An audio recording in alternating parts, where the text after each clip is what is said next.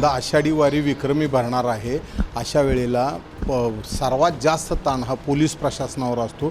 Sir, यावेळेला कशा रीतीने पोलीस बंदोबस्त असणार आहे?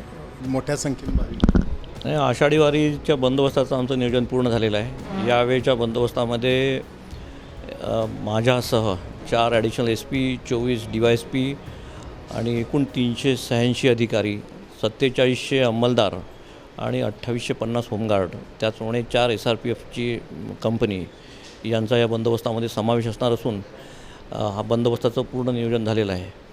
आपल्याला माहिती आहे की संत श्रेष्ठ ज्ञानेश्वर महाराजांची पालखीचं आगमन जे आहे ते जिल्ह्यामध्ये 11 तारखेला होणार आहे। त्याचप्रमाणे जगद्गुरू तुकाराम महाराजांच्या पालखीचं आगमन जे आहे ते 12 तारखेला होणार आहे। त्या व्यतिरिक्त इतरही मानाच्या महत्त्वाच्या पालख्या ज्या आहेत त्यांचं आगमन आता जिल्ह्यामध्ये होऊ घातलेलं आहे। आणि अशावेळी आपल्याकडे 65 एकर, त्याचप्रमाणे नदीपात्र, वाळवंट, महाद्वार घाट, महाद्वार चौक, नामदेव पायरी, चौपाळा आणि संपूर्ण मंदिर परिसर, त्याचप्रमाणे दर्शनबारी, पत्राशेड ही जे आहेत ही आपले प्रेशर पॉईंट्स आहेत। तर या प्रेशर पॉईंट्सवर कुठल्याही प्रकारची दुर्घटना होऊ नये याकरता आपण प्रशिक्षित मनुष्यबळ ठेवलेलं आहे। आपल्याकडे एक स्पेशल टीम आहे 80 लोकांची आणि ती टीम जी आहे ती टीम पूर्णतः प्रशिक्षित आहे।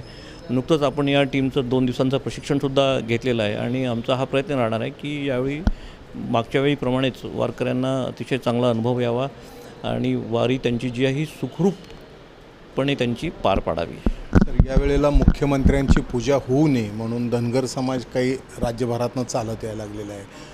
महर्षी वाल्मिकी सेनेने इशारा दिलेला आहे, मराठा क्रांती मोर्चाने पत्र काढलेले। कसं बघताय या सगळ्याकडे? एका बाजूला 18 ते 20 लाख लोक येत आहेत आणि एका बाजूला हे मग असं आहे की पंढरपूरचं आपण भौगोलिक क्षेत्र पाहिलं तर आपल्याकडे अतिशय मर्यादित जागा आहे आणि या अत्यंत मर्यादित जागेमध्ये 18 ते 20 लाख भाविक ज्यावेळी येतात त्यावेळी कायदा व सुव्यवस्थेचा प्रश्न कुठलाही निर्माण होऊ नये ही आमची प्रायोरिटी राहणार आहे।